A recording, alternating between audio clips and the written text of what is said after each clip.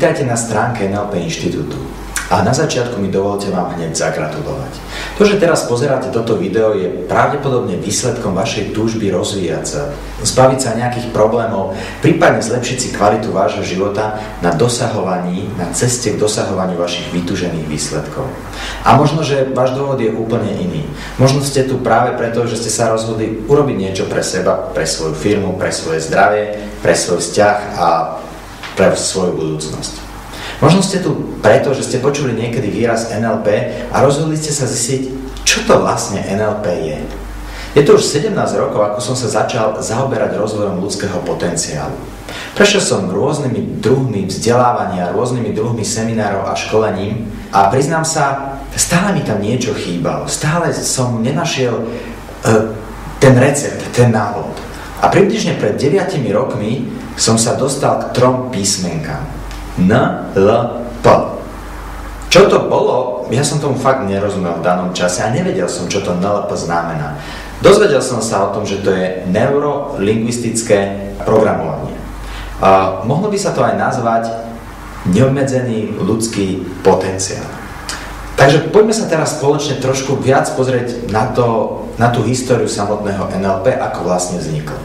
V čase, keď NLP vzniklo, bolo okolo asi 40 rôznych druhov terapeutických škôl. A všetky sa medzi sebou dohadovali, ktorá má ten správny prístup a ktorá najlepšie dokáže pomôcť svojim klientom, svojim pacientom, jednoducho ľuďom. Ľudia, ktorí sa nevedeli zbaviť fóbií, depresí, úzkosti, nízkeho sebavedomia, hľadali riešenie, akým spôsobom sa toho môžu zbaviť. A ako som už hovoril, boli rôzne terapeutické smery, ktoré sa snažili tento problém vyriešiť.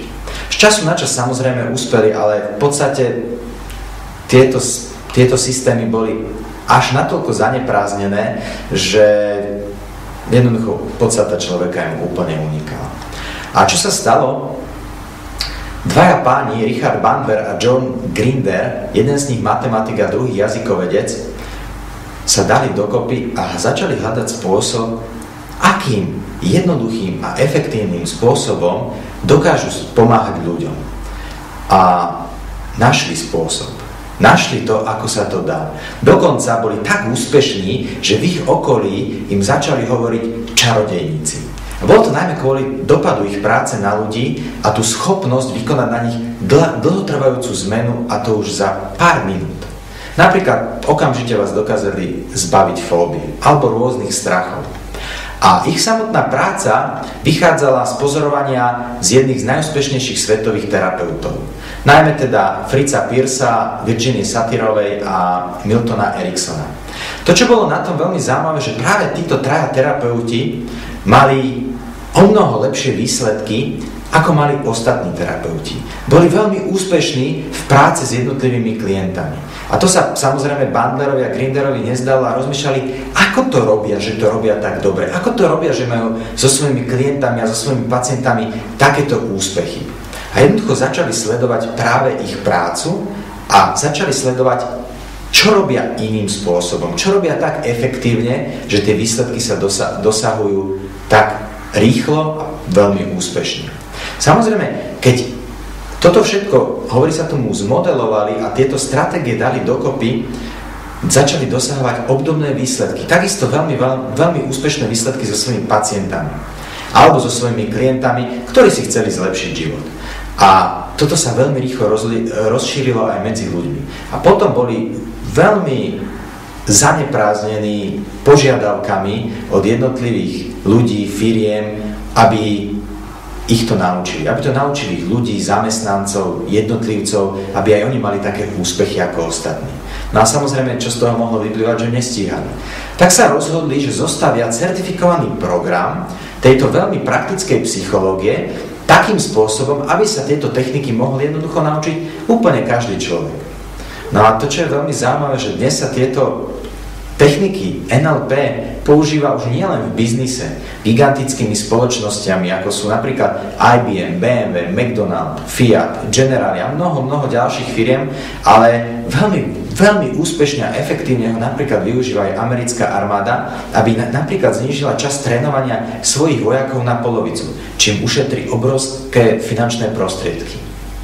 Napríklad v súčasnosti tajomstvá a silu NLP už využívajú vo svojich show, vo svojich knihách, seminároch veľmi úspešné svetoznáme osobnosti. Napríklad celosvetovo známa moderátorka Oprah Winfrey, alebo Darren Brown, hypnotizer a showman, alebo Paul McKenna, a dokonca takisto veľmi úspešne NLP využíva, dokonca má na tom postavený celý svoj biznis práve Anthony Robbins. A on bol ten, ktorý NLP dostal do sveta a takýmto veľkolepým spôsobom ho dal do povedomia obrovského množstva ľudí.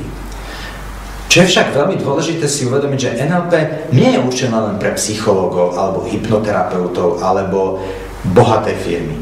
NLP už dnes je pre každého človeka, ktorý si chce vedome preprogramovať jeho život podľa jeho vlastných kritérií a jeho vlastných rozhodnutí, namiesto toho, aby iba slepo nasledoval staré spôsoby, ktoré sú častokrát veľmi neefektívne, ktoré do neho vštepilo jeho okolia, ktoré si berie v podstate od svojho narodenia.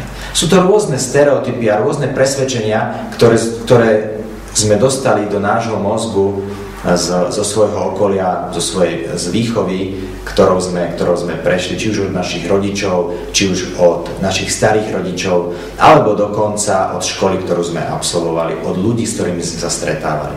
Napríklad mnohé z nich sú také tie všeobecné, s ktorými sa častokrát stretávame. Napríklad, že strach, bolesť a pocit viny sú súčasťou nášho života a tak sa s tým treba vyrovnať. Alebo, že nikdy nezarobíš na blahobyt tým, že budeš vykonávať prácu, ktorá ťa baví. Alebo, že šťastie a radosť sú určené len pre zopár vyvolených ľudí. Alebo jedno také z častých, že vychodíš školu, nájdeš si prácu, potom sa samozrejme musíš vydať alebo oženiť, potom budeš mať deti, rodinu, no a potom už ti zostáva len zomrieť. Alebo takisto jedno z takých, čo častokrát počúvam, je, že narodil si sa chudobným, tak tým aj zostaneš. Alebo peniaze kazia charakter.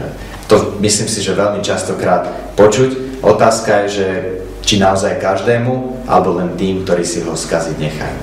Takže NLP hľadá rôzne cesty, ako riešiť problémy a iným spôsobom, ako napríklad využívaním farmaceutických liekov, alebo tým spôsobom, ako je alkohol, ako sú drogy.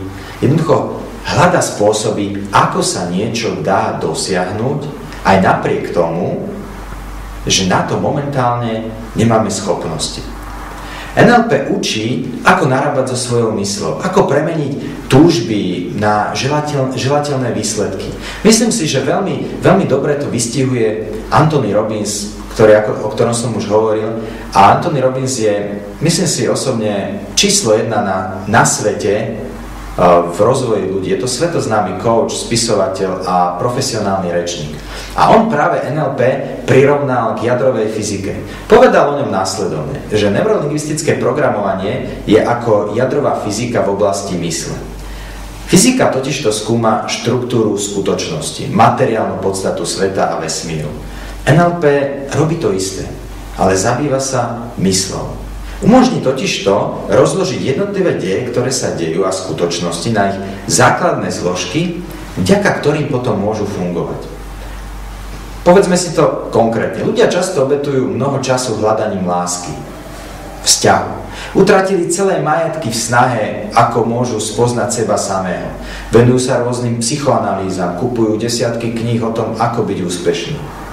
A NLP dáva práve do rúk nástroje, s ktorým človek môže pomôcť sebe, ale aj iným dosiahnuť tieto ciele elegantne, rýchlo, účinne a najmä hneď. NLP je veda o komunikácii. Nezaoberá sa obsahom, ale predovšetkým sa zaoberá stratégiou, to znamená, ako to robíš, že to robíš tak dobre. A primárne sa zaoberá, ako prebieha komunikácia samého so sebou. Mimochodom, nie je to vôbec žiadna nová teória, pretože NLP vychádza z procesu a zo systému a z princípov učenia, a to už je predsa známe veľmi dávno. Celý život sa učíme, naberáme nové vedomosti, nové zručnosti, nové návyky. To, že si vlastne niečo pamätáme, je to preto, že vieme, že to opakujeme. Alebo, že sme to zažili pri veľmi silnom emocionálnom zážitku, poprípade